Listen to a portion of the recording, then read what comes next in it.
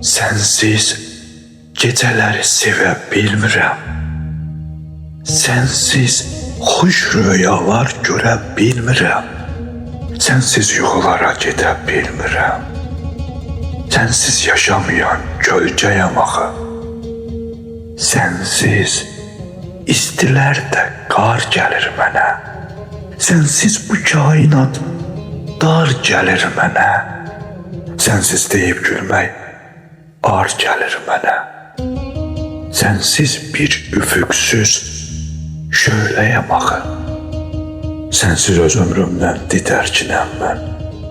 Sensiz bir əsirəm, bir sürgünəm mən. Sensiz həyatımdan çox küskünəm mən. Sensiz dönülməyən döngəyəm axı. Sensiz xəyallara çatamıram mən. Sensiz qanadlanıb uçanmıram mən. Sensiz çağlamıram, daşanmıram mən. Sensiz öz dərdimə köləyəm axı. Sensiz qəvvas olub üzənmirəm mən. Sensiz gündüzləri sezənmirəm mən. Sensiz varlığımı sevənmirəm mən. Sensiz tərk edilmiş bölgəyəm axı.